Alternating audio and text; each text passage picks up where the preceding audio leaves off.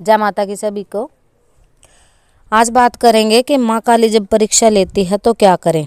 देखिए, बहुत सारे लोग जिन्होंने गुरु धारण कर रखे हैं, जिनके सिर पे माता कालिका के नाम का हाथ रखा गया है, या जो गुरु धारण करना चाहते हैं, या फिर जिन्होंने माँ काली की सेवा उठा रखी है, या जो माँ काली के व्रत करते हैं आदि आदि।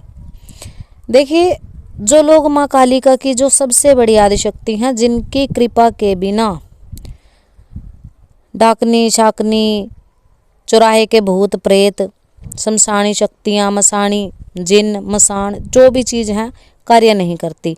अगर किसी व्यक्ति के ऊपर इनका हाथ है तो ये चीज़ें उनका कुछ बिगाड़ नहीं सकती सर्वप्रथम। परंतु जब भी आप गुरु धारण कर लेते हो और आपके ऊपर कोई सवारी खेल रही होती है तो वो भी माँ कालिका का हाथ लेकर के चलती है। सब जानते हैं, जिनको नहीं पता हम बताने की पूरी कोशिश करेंगे। देखिए, जो लोग ये सोचते हैं कि गुरु धारण होने के बाद अचानक से हमें धन लाभ होने लगेगा, या फिर अचानक से ही हमारी रिद्धि सिद्धि और प्रसिद्धि तीनों चीज़ हमें मिल जाएंगी, ऐसा कुछ भी नहीं होता है। गुरु धारण करने के बाद सर्वप्रथम गुरु आपकी परीक्षा लेते हैं। 3, 4, 6 महीने का समय रहता है। जब आप गुरु परीक्षा से पास हो जाते हैं तब माँ कालिका आपकी परीक्षा लेती है। तभी इसीलिए बोला जाता है कि कम से कम मिनिमम 1.25 साल की टाइमिंग रहती है गुरु धारण होने के बाद आपकी तरक्की के लिए, और आपके जो घर के काम धंधे रुके हुए हैं उनको चलाने के लिए। परंतु क्या करते हैं कुछ बच्चे, कुछ साधक लोग क्या होते हैं, उनमें धैर्य की कमी होती है, परीक्षाओं से घबरा जाते हैं। और जो परीक्षाओं से घबरा जाता है वो भगत कहाँ का। अगर किसी को भगत बनना है और माँ की शक्ति पाना चाहते हो, देखिए आप उनकी शक्ति पाना चाहते हो, आप सेवा में लगे हो, साधना में लगे हो, वो क्या करती हैं, आपको भटकाने की कोशिश करती हैं। और ये माँ कालिका की ही परीक्षा होती है। ये नहीं है कि माँ कालिका आपको परेशान कर रही है, वो तो बहुत दूर होती है। उनके जो गण होते हैं, गणिकाएँ, सेविकाएँ, यक्ष यक्षिणी, जो भी माई के नीचे उनके सेवादार सेवक कहे गए हैं, उनके गण कहे गए, वो हमारी परीक्षा लेने के लिए आते हैं। देखे भाई कितने बड़े तुम भगत हो, कहाँ तक तुम्हारा विश्वास टिक पाता है। तो कई बच्चों के क्या होता है, हारी बीमारियां घर में आने लग जाती हैं, काम धंधे की बरकत रुक जाती है लोगों की, और बहुत से लोग परेशानियों का सामना करते हैं। जैसे किसी ये भगत हुए, भगत के खुद के काम रुक जाते हैं। सर्वप्रथम उनके परिवार पर इफेक्ट आता है। इस चीज़ का प्रभाव उनकी फैमिली के ऊपर पड़ता है। क्या होता है कि घर में परिवार के लोग बीमार हो जाते हैं। फिर हम सोचते हैं जो हमें गुरु ने मंत्र दिया, हमने 1-2 महीना जाप किया, हम उससे झाड़ा लगाने लग जाते हैं। अब क्या होता है, क्योंकि आप इतने पावरफुल अभी नहीं हो, और सर्वप्रथम जिनकी जगत कल्याण की गद्दी है वो घर के लिए अपनी शक्तियों का, अपने मंत्रों का प्रयोग नहीं कर सकते। वहाँ पर केवल माई से प्रार्थना चलती है, अरदास चलती है।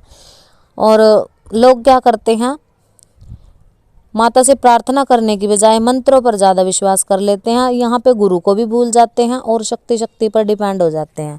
देखिए, जो लोग शक्ति पर निर्भर होते हैं उन लोगों को जितना भी आप ऊर्जा कमाते हो, शक्ति 10 कदम पीछे हट जाती है। कब? जब आप अपने स्वार्थ के लिए, अपने घर के कार्यों को बनाने के लिए शक्ति का प्रयोग करते हो। जिनकी जगत कल्याण की गद्दी है उनके लिए, और जो घर की गद्दी वाले होते हैं, जो अपने कार्य छोड़कर दूसरे अड़ोसी का, पड़ोसी का, रिश्तेदार का कार्य बनाते हैं, तब उनके साथ भी यही होता है, उनके कार्य बंधन में आ जाते हैं।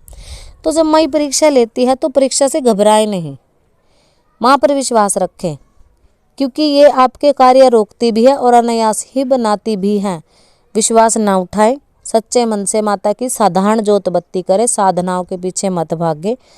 जो गुरु से आपको मिला है, मंत्र तंत्र या जो भी विद्या, जो भी आपको नियम कायदे कानून बताए गए हैं, केवल सच्चे मन से उन्हीं को फॉलो करो। परंतु लोग क्या करते हैं कि यूट्यूब पर बहुत सारे भक्तों की वीडियो देख लेते हैं। कोई भगत, बहुत सारे भक्तों ने, देखिए नाम तो हम किसी का नहीं लेंगे क्योंकि किसी की भावना से खेलना हमारा मोटिव नहीं है। हमारा मोटिव ये है कि माई को बदनाम मत करो। शक्ति है, शक्ति की तरह उसको इस्तेमाल करो। लोग क्या कहते हैं, हमारे पास शक्ति है, हमें चलानी नहीं आती, हम जिन से भी लड़ते हैं, हम फलानी ढिमकी चीज़ों से लड़ते हैं, ऐसा कुछ नहीं होता। एक भगत तो माँ के नाम पर नाच रहा है, कूद रहा है, किलकियाँ मार रहा है, कोई आग खा रहा है, कोई कुछ, ये उनके अपने प्रारब्ध, अपनी सोच होती है सबकी। जिसको जैसे माई चले ऐसे चला लेनी चाहिए। कोई खेल के मना लेता है, कोई नाच के मना लेता है, कोई गा के। जैसे नवधा भक्ति का हमने एक वीडियो डाला था, 9 प्रकार से कोई माता को भजन गा के प्रसन्न कर लेता है, कोई उनके भजन सुन के भी प्रसन्न कर लेता है, कोई उनको भोग प्रसाद से प्रसन्न करता है, कोई उनके नाम के श्रृंगार से प्रसन्न करता है। ये सबका अपना अपना वो रहता है, अपनी सोच होती है। परंतु इन सभी चीज़ों में आप कैसे भी प्रसन्न करो, भाव मेन होता है, भाव बहुत ज़रूरी होता है। तो परीक्षाओं से बचने के लिए अपने गुरु पर विश्वास रखें, अपनी माँ पर विश्वास रखें। परंतु क्या होता है, आपने गुरु धारण कर लिया, आपको मंत्र भी मिल गए, जाप की विधि भी बता दी गई, और जैसे ही आपने जाप शुरू किया तो मंत्र ऊर्जा से जो आपके घर की नेगेटिविटी है, सर्वप्रथम पहली बार जब आप जाप करते हो, पहली साधना सेवा उठाते हो तो आपकी नेगेटिविटी कटती है, दूसरी बार में आपके शरीर की नेगेटिविटी करती है, तीसरी बार में कहीं जाके आपको कुछ मिलता है। पर बच्चे क्या करते हैं, गुरु धारण हुआ पहली ही साधना में उनको ये लगता है कि मेरे घर में पैसा क्यों नहीं आया, उल्टा उड़ गया। जो नकारात्मकता आपके घर में वास करती है वो आपकी पहली साधना से कटती है।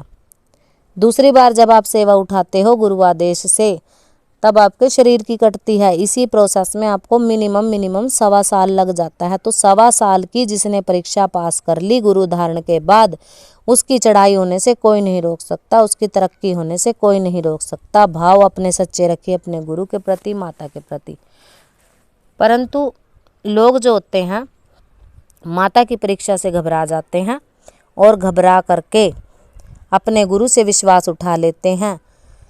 कई भगत तो हमने ऐसे भी देखे हैं जो अपनी चौकियां तक बंद कर देते हैं। देखिए, ऐसा करने से आप अपनी शक्ति से, अपने गुरु से, दोनों से ही बेईमानी कर रहे हो। अगर जगत कल्याण की गद्दी लगी है तो चौकी बंद मत करें।